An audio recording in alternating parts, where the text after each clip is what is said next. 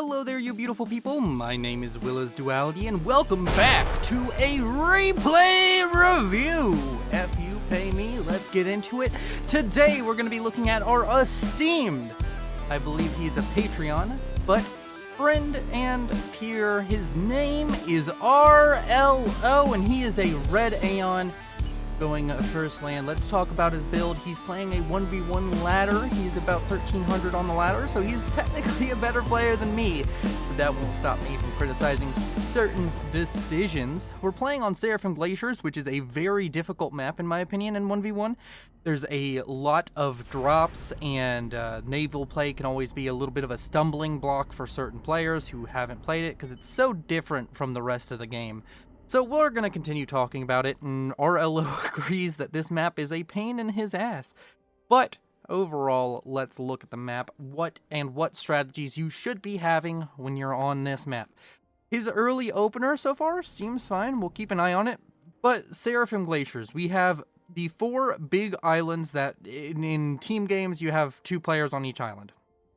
But overall, the map basically is an island hopping campaign where you really want to get more islands than your opponent. There's an odd number of islands. Generally, the way it's going to work is RLO should be expanding first over here and then maybe trying to steal this one. And both players are going to contest this middle area, and then the islands closest to theirs are the ones they take. So overall, this match can go a variety of different ways, but right now what I want to see from RLO is what he's kind of doing right now. He's getting up enough power first, and then he is going to be building an air factory and trying to assist out a transport as soon as possible, while his first land factory just continues to produce engineers. Has an expanding engineer coming over here to grab these 4 mexes. Very important. You want to get mexes as quickly as possible, and you want to expand out as quickly as possible. He's doing a really good job with shift queuing. Honestly, just shift queue as much as you can. Shift queue the entire map if you want to in the early game, because even if the engineer dies, I mean, you can just re-shift queue the entire map of mexes, and you can make that happen. It's just a pretty good strategy. It constantly means your opponents have to make sure they're defending mex points or make sure they're paying attention so they can stop your engineers that are all expanding. He gets up his air factory. Right now, his eco is relatively well balanced. I think he could afford to maybe... I don't think he can afford production pause on anything, but he's not building anything. And right now, I think he should walk the comm. Yep. I was going to say walk the comm over to this western island, but did not decide to do this. Or walk it to the middle. The more I've played this map, the more I've found that walking the comm to one of the other islands is extremely powerful, because your main island is almost never going to be under huge threat. And the things we want to see out of him this game as far as air goes, and the really good builds you can do with air, is anything that involves getting air control and getting a lot of transports is going to help tremendously with gaining map control and with just being a nuisance. Your entire goal, especially in 1v1, but in any game, is to make your opponent hate playing the game. So, what's a good way to do that? Well, if you're constantly building fervors and dropping all 4 islands, especially if you can get drops on multiple islands at the same time, which is a little bit difficult, but not impossible, just a little bit APM intensive, you can wreak havoc and make them constantly be honest, make them constantly need to re-queue up mexes. Right now, we're starting to get to a point where he may power stall, which is gonna be interesting how he deals with it. He's currently in a power stall. He's not able to spend his mass. He has multiple engineers and his comm starting to build power. The question is, does he overcommit to building power, or does he realize that he's going to be pulling out of the power stall very soon and send engineers to do other things? He's getting into the Navy. He's managed to claim all of the mexes on his base, doing a very good job so far. He still hasn't gotten out a transport, and that's a little worrying. I think one of the first maybe 4 things to come out of your factory should be a transport. He has it queued up after 3 NTs, a scout, and 3 NTs and a scout. Personally, I think you can do transport first. With the first 7 PGens, you can do transport first. It will work out just fine for you, and you can send these engineers that are all sitting around to do that. This is overcommitting to building power. I think 2 engineers plus the comm building power and factories will be fine. Having 4 engineers on it just means that you're going to end up overbuilding, which isn't the worst to do in 1v1 in my opinion. I think having a perfectly balanced economy is not realistic for most players, because if you fuck it up, the downside is way worse than the downside of overbuilding power. But overall, RLO is playing really solid right now, and he is in a good position. The only criticism I have right now is it's 5 minutes, and he's only managed to touch 2 of the, I think, 9 islands on this map. 1, 2, 3, 4, 5, 6, 7, 8, 9. Yeah, he's only touched 2 of the 9 islands. He's about to touch a 3rd. I think by now you can definitely have a transport out and definitely be on another island. So I think this transport was really slow. He does have 6 engineers, which is going to be a plus. Which island does he decide to go to? Does seem he's going to go to the western island, which is standard. And he has an engineer walking over here. He's getting engineers to go pretty much everywhere, which I do like. I'd like to see the comm start walking to another island. Or if he's not going to walk the comm to another island, he should probably get more transport. Having just one transport isn't going to be enough. You need to contest every island you can. You want to be contesting all of the major islands. You want to be having this map in particular. This map is one of the maps that drills into people that transports are your friend. And the more transports you have, the better. Just having them laying around, having them for any purpose, be it dropping artillery or dropping engineers, is a very, very good strategy, and he can definitely afford it. He has multiple factories. The first air factory is idle. I think this is a mistake. Just do anything with it. And he's starting to work on getting up some more T2 mexes. He's working on scaling up his economy. Overall, he's also doing pretty well in reclaim. 1200, not shabby so far. He didn't manual reclaim all of this. He's doing automated reclaim, which is fine. Manually reclaiming this, you could have already had all of the mass on your island reclaimed. But I understand if you want to do it a little bit less APM intensive way. Over here to the western island, he's building a bunch of factories. This is a mistake. Don't build that PD. Finish the 3rd factory. That's why I said finish the 3rd factory. He didn't see the bomber coming, but overall, that PD was to kill a singular scout. The 3rd factory is going to be the better long-term investment here, almost guaranteed. And if he loses all these engineers, building that 3rd factory is just going to take longer. He's now stuck on 2 factory. Sure, he has a PD, which means that pushing his position is going to be a bit more difficult, but he's about to lose that last engineer. He doesn't necessarily lose it, but now he has to build engineers over here or transport more engineers over. That's the point. He has his first transport still sitting back here. He has a bunch of engineers laying around. Just select them, throw them in a transport, and get them up here. Get them to the middle. He's scouted now. With this scout, he can see that he is behind. His opponent has, you can assume his opponent has 1, 2, 3, 4, 5 islands uncontested and a 6th island that he is contesting. He is only on 3 islands that he has and 1 he's contesting. Just not a good situation. At this point, you're behind on map control, and the onus is on you to make something happen. Sitting back and ecoing, it's not necessarily going to work, because if your opponent does the same thing, you just have less. You're just going to lose. You have to rely on a snipe at that point. And it's just, you want to be setting yourself up for success in the beginning. Him taking so incredibly long to get that transport out is the reason why he's behind. His opponent very obviously got a transport out earlier and managed to drop both of the islands, and maybe he walked his comm to the middle. We can in fact check to see how he did this. No, he didn't. He just went for a heavy transport focus, or he made his first transport constantly drop multiple areas. We can just go ahead and really quick do a check on transport numbers. He's only sitting on 1 transport, so he managed to drop all of the islands with 1 transport before RLO could drop more than 1 island. So that is gonna be a very difficult situation now for RLO. He's starting to send some frigates back here, which could be a good call. If your opponent built the factories right on the edge of the water, then you can definitely get some value out of this. And he's starting to try and fight back. You can see him start moving back. I'm pretty sure he's using attack moves because his units aren't trying to like stray further into range. He's doing the Aeon micro very well. Aeon, it's difficult. I've told people already my opinions on Aeon and that you shouldn't play it if you're not already extremely well versed in the game. I think that Aeon is by far the most difficult faction, but he's doing okay with the land micro, and playing Aeon on the Navy map is not a bad idea. Aeon does still have a very formidable and good Navy. It's one of the brighter points. Not that it has the best navy by any means, but it's a brighter point for the Aeon is their navy compared to their land forces, or even compared to their in their air forces. Of course, that's fine. But even in experimentals, they kind of have the best naval experimental and all that. So things going pretty well. It looks as though if I were sitting in this position, I'd say I think I'm probably going to lose this island if I don't come up with something else. I think dropping more engineers to this island could help out RLO. In fact, he dropped more engineers up here on a chariot. I don't know where the chariot went. It came back home. So he's already gotten shut down on this island. Over here, you have to fight for this with everything. And if this fails, then you have to find a way to win via navy, and you're on a clock.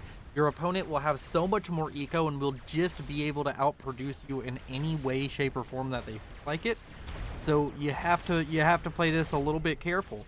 RLO currently doing pretty well with the Aeon Micro, and he's starting to gain some territory. He's killing a lot of units for free, and he looks like as though he may be able to take over this island. Maybe my thoughts earlier were a little bit premature. This does require a lot of APM and a lot of focus, and I want to see a few more land factories going up so you can just kind of herp-a-derp units forward. That's what you have to do with Aeon, is you have to have more units. And he's still doing well on the eco balance. We haven't seen another egregious power stall. He went for T2 on the comm. This is one point where I'm just going to say this was a mistake. I think that getting T2 Navy or T2 Air is the better call. Going for T2 on the comm, sure, maybe you get that T2 power a slight bit faster, but I think it's a better investment to keep the comm unupgraded and just go for the naval factory than keep your comm in the base with T2 on it. He does have the power, so I mean, in the end, it's all the same, but now he's paid for 2 entire Tech 2 upgrades, whenever you could have just spent the same power and mass and had Tech 2 Air and Navy, which allows you to produce those T2 units, which are extremely powerful. He's still fighting a land war over here on the western side, and it seems to be going all right, and he decides to send all of his Navy to the north. I think he's going to try and shut down the naval production of Tam Winter, which this is it's a respectable call. He sees some units over here. This might be an engineer. I'd probably want to dispatch a frigate over here. If it is an engineer, you want to get rid of it for, well, I mean, if it's an engineer, you just don't want it to be there. I don't know, maybe it's also commander. He does notice it and decides he's going to chase down this unit. I think that's probably a pretty good call. If it's a commander, then it's fully just beneficial. If it's an engineer, then yeah, it's just an engineer. If it's an engineer, then you deny them from getting the whatever production, whatever that engineer was queued to do isn't going to happen now. Over here in the middle is one of the easiest points to contest, because I think most of the mexes can even be hit by frigates, so I think he doesn't need to worry about this middle island or the tiny islands quite as much. It is nice to get in here and kill off some of the mass extractors, and seems as though he put this order here specifically to separate these frigates and have them fire on different mexes, which, if that's the case, that's a pretty nice little micro trick. Is going to manage to kill off a few more mexes, and in his main base, he's still developing. He's starting to get up a destroyer. He already has one up, and he's going to get up a destroyer fleet from the looks of it, and that could be significant. So he's already scouted, and he already sees that there is a torpedo launcher over there, and we haven't seen any major naval commitment. We're going to use our omnipotence for a second to see that this is the thing with Sayer from Glaciers. You can build naval factories pretty much anywhere, and Tam Winter, even though for RLO it doesn't look like he has very much Navy, he has a decent number of factories that can produce Navy, and he's still sitting on a much better economy. I guess much better is subjective. Honestly, Tam Winter is not running away with this game as quickly as I thought he would. He's not as ahead economically. RLO doing a pretty good job of teching up his eco in the backlines. Has a lot of Tech 2 mexes on his island. Could even maybe start capping them once he finishes off these last few mexes worth of upgrades. But he's also starting to stall mass, and is going to want to get some reclaim. Over here on the western side, he does have a lot of automated reclaim going on, which is a very good call. I think that these engineers that are just kind of sitting here, they're not going to reclaim nearly as much. They're pretty much at the wit's end of their reclaim range. You just select them and you do another attack move forward, so that way they move forward and can reclaiming. That's just a very little thing, but it is just things you have to keep in mind. You have to remember that, oh, I set up automatic reclaim over here with the attack move off a factory. I need to remember that those engineers exist, and eventually they're going to run out of stuff to reclaim in their radius. And once they run out of stuff to reclaim, or once they stop reclaiming, they lose their attack order, so you have to give them more. And it does seem as though he's realized that, and he's sent these engineers forward. Are they going to build anything? Nope, they're just over here to reclaim. And he's doing a really good job on this side island. He's slowly pushing Tamwinter back. He's slowly claiming this island. This is good, but it's not enough. He's still behind massively on number of islands. He's going to be behind on mass extractor points individually. And if Tamwinter feels like it, Tamwinter will be able to go up and start surpassing RLO and economy. I like this play, especially if you start killing off some T2 mexes. You haven't scouted this. He throws the interceptor overhead to scout it out. Focus on the T2 power. This immediately focus on that T2 power. The second he's scouted, he should have thrown his... He's going after T1 power. I think the T2 power is more important. Way more important. He has a huge interceptor ball, which I think is even larger than the interceptor number of his opponent, so he's correctly identified that he has an air advantage, and it seems as though he's going to try and press it, and on top of that, he could get a cruiser out if he's desperate, and he does have a cruiser out.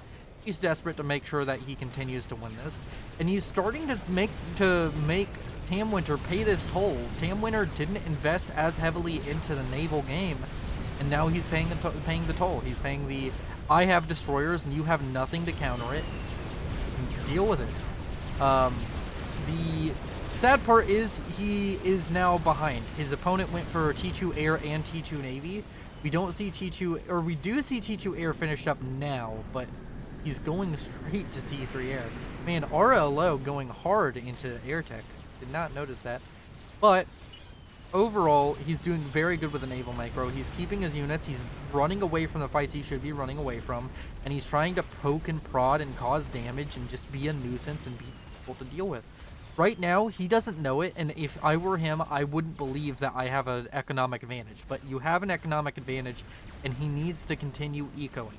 I don't think I've seen a mechs upgrade in a little while, which is going to start getting a bit concerning. There's a ton of engineers here that could be sent on... does he still have a transport? One thing to keep in mind, get some engineers on a transport, drop them right behind your naval forces where your navy's going to fight. Right here, it definitely looks like he's going to get a win in the navy. Drop engineers, reclaim it. Every reclaim field is yours. There is no name on these reclaim fields, just like there's no name on mexes. Over here, he's trying to flank, trying to get us around on Tamwinter. I think that this is a failure of scouting. He needs to throw a scout over this. He needs to secure this. This is taking up a valuable space in his mind. His opponent is living rent-free on this island and rent-free in his mind. He needs to come up with some kind of way to see, like, he just needs to see this so he knows what he's up against. His opponent has a lot of units, but he can easily have more if he wants them, and he can easily take that out. He has air control. Throw bombers over it. He starts to see that there's T2 Navy coming out from his opponent. I'd like to see his Navy reposition and maybe try and get some damage done on this island, or just clean up the middle island and expand to it himself. Or bring his Navy back and just completely clean up this. Force his opponent to make difficult decisions and force his opponent to decide what he wants to prioritize. You could send probably 1, maybe 2 destroyers, and he has 2 just sitting back here, over here, and clean this up entirely with just 2 destroyers. There's no T2 tech over here as far as he knows. Of course, he doesn't know very much, but he's trying to get the attack move off. He's trying to really harass these units coming out from Tamwinter and trying to push him off this island. Yet again, he doesn't know it, but he's doing amazing economically compared to his opponent. He's just kind of ahead. From this state of map control, I wouldn't necessarily feel ahead. It does definitely seem like Tamwinter should be... If Tamwinter were ecoing a little bit harder, Tamwinter should just be ahead. But right now, Tamwinter's behind. And I think RLO is desperately in need of scouting. Why don't we have scouts in the air right now? You have multiple air factories. You've seemingly had control of the air game for a while. Why don't we have...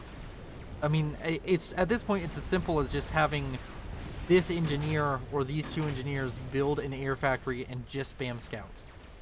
T1 scouts will do the job. You see torpedo bombers coming out. That's a heavy investment, and that's enough, but it wouldn't have been enough if that cruiser was at full health. But having to use torpedo bombers to try and come out back into this game. In the center, he could definitely be re-expanding over here.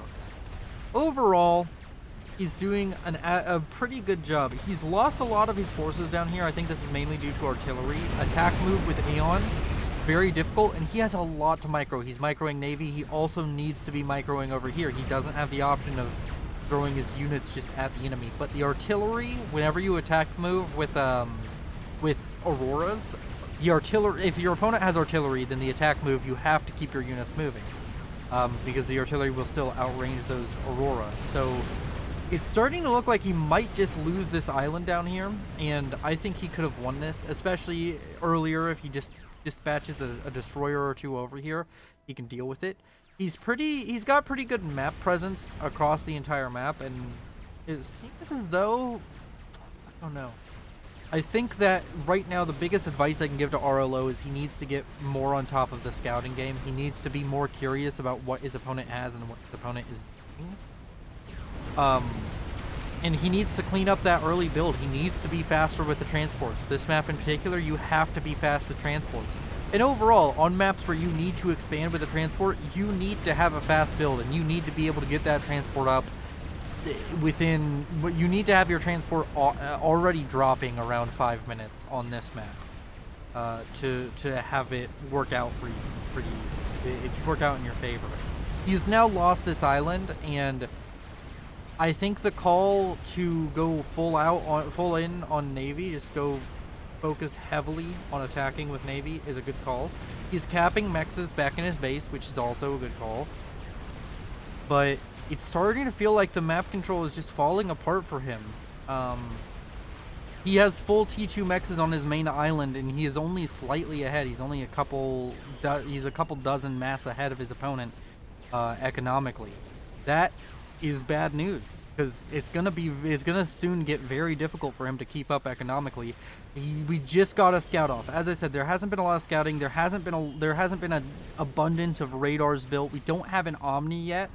Even though we're T3, after this goes up, if there is no Omni, then RLO is just happy to be blind, which the blind can be very happy people, I'm sure, but you don't want to be blind. And Omni, even on naval maps like this, is super useful because you can see all the surface ships, and you're not up against the Cybern, so mermaids aren't a thing.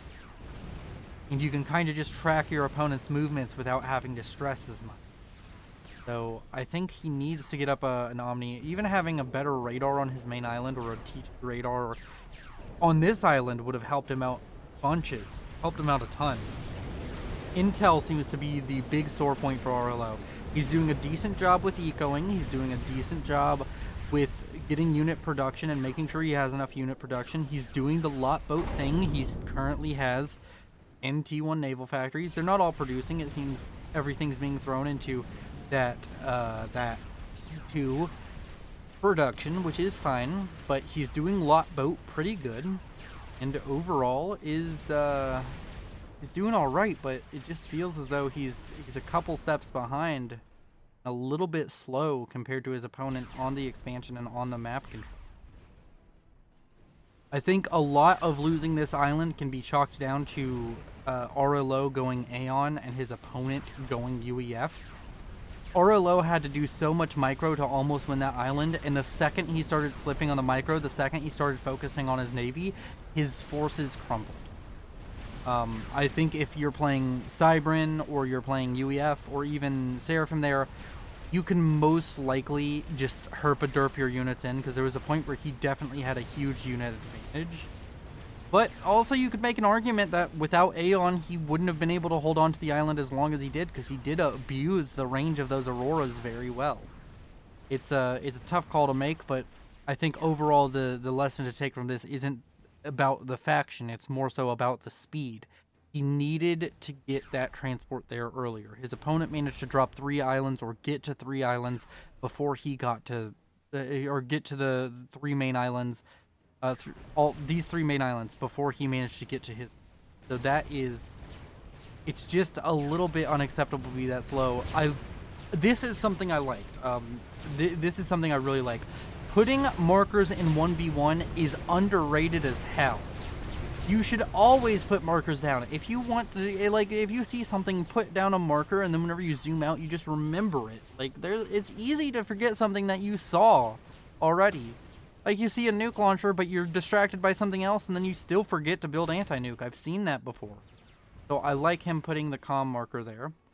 And he's starting to build torpedo bombers. He has a T3 air. I think that RLO...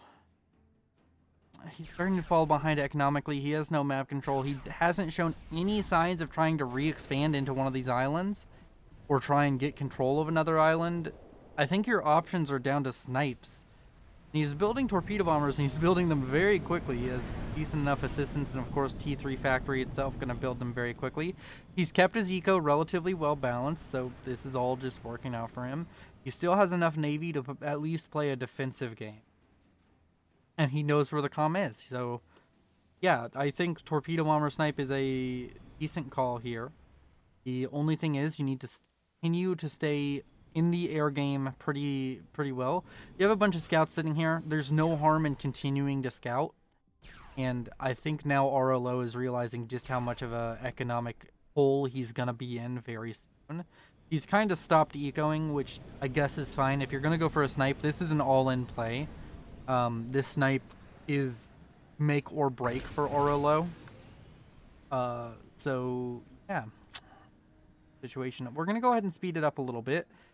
Over here to the west, he's going to try and use some of his forces. He's going to try and use his navy to help maybe get control of this island again. He's trying not to make this torpedo bomber snipe his only option, but it looks as though he's slowly going to be losing navy. He has a lot of T2 units, which is going to help him out a little bit, but those destroyers getting stuck in the middle of all those frigates really hurt him.